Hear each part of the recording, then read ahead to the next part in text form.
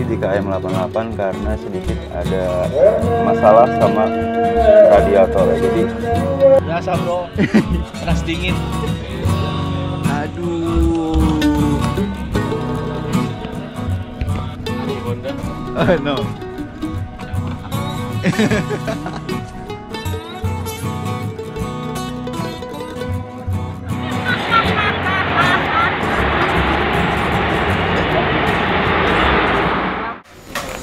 Yo mantap, halo semua, assalamualaikum warahmatullahi wabarakatuh. Gimana kabarnya? Semoga baik-baik aja ya.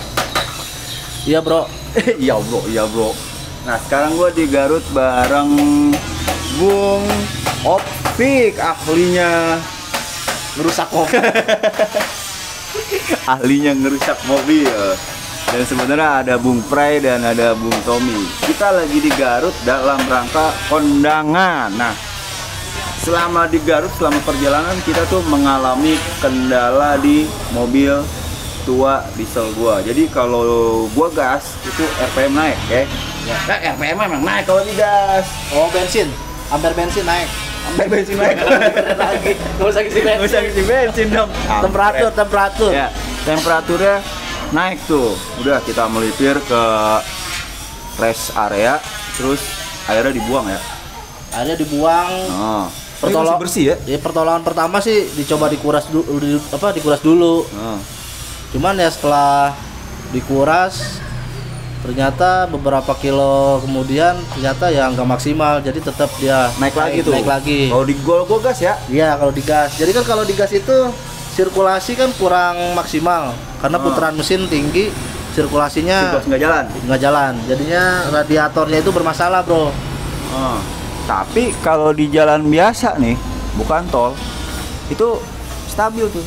Iya karena kan di situ RPM dia nggak terlalu tinggi. Jadi sirkulasi airnya itu ya normal, ngikuti alur mesin. Iya buat ngembangin RPM-nya. Bisa normal ya. Yo Ya gitu. Jadi benernya musuh utama mesin itu adalah panas. Bisa dingin juga sih. Bisa dingin. Iya jadi panas dingin. Kayak Om Ray juga. Nah iya. Ini sama aja kayak kehidupan ya. Iya. Musuhnya adalah panas. Kalau hati kita panas itu ya ripuh namanya. Ya ripuh lah. Pokoknya. Iya gitu. Jadi ada baiknya ini sebenarnya pelajaran juga ya. Jadi itu radiator udah ada 3 tahun kali gak diservis. Yoi. Jadi intinya sih gini sih, kalau mobil apapun jenisnya tuh, mobil tua, mobil muda ya tetap aja masalah sistem pendinginan tuh ya nomor 1 gitu kan. Cooling system ya. Cooling system. Apalagi kan mobil-mobil tahun-tahun di bawah 2000 itu lebih riskan lagi karena kan sistem radiatornya juga udah bertahun-tahun tuh. Udah mungkin ada karat. Yoi. Jadi sebisa mungkin kalau emang mau perjalanan jauh, ya dicek dulu. Alangkah baiknya dicek. Ya kalau emang kotor, baiknya sih diservis dulu gitu. Servis dulu ya. Yoi. Nah kita servis nih tadi bongkar sendiri karena abangnya lagi sibuk ya. Yoi. Kita Ya. modal nekat bro. Iya. Terus paling cuma bersihin ya. Bersihin paling. Kayak gue ya. Ya estimasi biaya sih relatifnya sih 150.000. 150.000. Biasa penyakit mobil retro kan begini bro. Gawat. Kalau kagak panas dingin ya kan. Iya. Seperti ini lagi panas nih. Ini Ini mau diservis dulu karburatornya. karburator. Iya. Kalau orang sini ngomong ginian karburator. Radiatornya mau diservis bro. Nah, gitu sih. Jadi tanda-tandanya sebenarnya kalau radiator udah mulai bermasalah, apa nanya tuh, Bray? Kalau dalam kondisi mobil diam nih kita ngecek. Tanda-tanda radiator sih susah sih. Kalau kalau kelihatan langsung bocor ya. Ya kalau bukan bocor, tentu kita kan susah nebaknya tuh kalau emang kita nggak jalan mobil. Cuman kalau emang ada netes-netes kelihatan air, Ya. udah pasti itu positif, pasti bakal overhead. Yang jelas ya kalau emang kelihatan bocor ya wajib. Kalau emang tipe dulu kan masih Nggak pakai disordel-sordel gitu kan. Iya. Gitu. Jadi tergantung sih kebocorannya di mana, bisa dari selang juga gitu kan, bisa dari badan radiatornya juga gitu. Tapi tadi kita kan nggak ada fisik yang bocor ya. Nggak ada, kalau buat fisiknya sih nggak ada yang bocor, bagus gitu. Cuman karena sirkulasi di dalam kisi-kisi Nggak ngalir, radiatornya aja nggak ngalir gitu, karena kesumbat kotoran banyak gitu bro.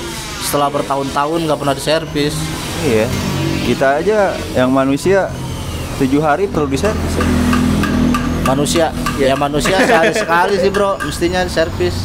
Servis hati ya. Servis hati. Iya, jikir. Iya, jaga bahasa gitu kan. Iya. Jangan ngomong seenaknya. Gitu. Tak. Iya. Kalau udah nggak usah dijelasin. Iya. Jadi Kijang jadi pakai Airsus. Jadi bang, insya Allah gua tahun depan gua naikin air suspension. Om, gua ada pertanyaan nih Om nih. Anjing sih Om. Iya. Gua kameramen ada pertanyaan. Itu kan tadi kan masalah overheat yang sempat bikin kendala. Ya. Gua lagi ngomong, lu lihat sini dong, lihat Ya, sini ya, dong, ya, lihat sini. Itu kan tadi ada masalah overheat kan karena ada masalah dia di kendala di radiator. Yo, iya benar. Masalahnya tadi apa, Om? Masalahnya jadi Itu sudah dijelaskan. Oke, enggak, gua cuma mau mancing aja. Nah, itu kan karena dia mampet, Om. Ya, Nah, betul. sekarang pertanyaan gua, kenapa dia bisa mampet? Jadi dari kerak-kerak air, bro.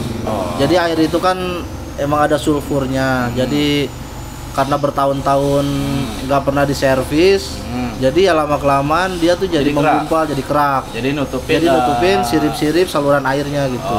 Jadi sirkulasi di RPM tinggi dia nggak maksimal. Sekarang kalau misalnya gue dari awal mobil itu dipakein air coolant dengan durasi waktu yang sama, katakanlah ini udah 2 tahun Bandingin sama lu ngisi air biasa.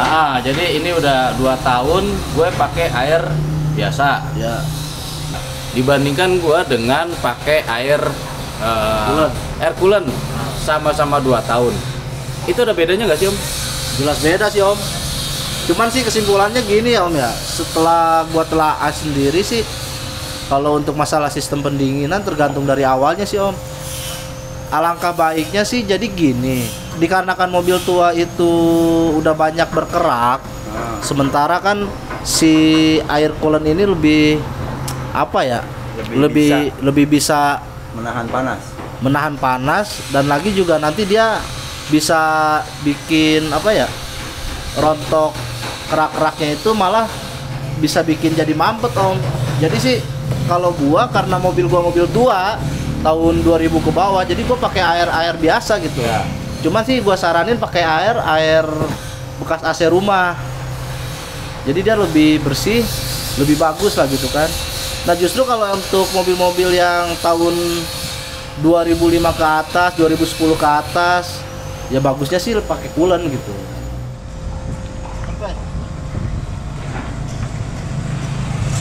Ini Kijang bro. Ini Kijang solar bang. Kita turbonya loh. Tapi Nah jadi intinya nih dicek dulu radiator lah ya. dicek dulu radiator sebelum perjalanan jauh. Ada yang bocor nggak nih, diteliti ya. Oh iya benar. Nah terus dibuka tuh. Tutup radiator. Kita mesin cek. hidup ya. Kalau dia sirkulasi nggak nyedot ya bagus. nyedot, lu lihat berarti masih bagus ya. Masih bagus. Cuman di situ juga tergantung juga sih. Kalau sirkulasinya tetap bagus nyedot juga, kalau di RPM tinggi dia naik ya berarti Kayak kita nih. iya kayak tadi Iya. kejadiannya. Jadi tetap wajib diservis juga karena itu kisi-kisinya udah kotor gitu loh. Woi, bengkel lu pindah. Cari sampingan. Pada intinya kalau emang mau bener-bener make sense radiatornya aman, udah cek ke tukang radiator yang anda percaya lah ya. Iya. Nah, jadi yang harus dipersiapkan kalau kita pergi jauh itu bisa kita singkat itu dengan power. P-nya itu paper, surat-surat ya. Ya. Surat nikah, Kartu keluarga. surat akte tanah. Enggak bercanda. Jadi STNK gitu ya. Terus yang diperlukan sekarang lah kayak apa sih aplikasi gitu ya. Peduli Lindungi gitu. Ya. Terus antigen gitu. Terus O-nya itu oil. Lu bisa cek oli mesin, kemudian oli power steering ya. Kalau mobil lu masih pakai oli hidrolik ya. Kalau udah EPS udah beda lah ya. Nah, itu terus W-nya itu water. Nah, ini nih, water.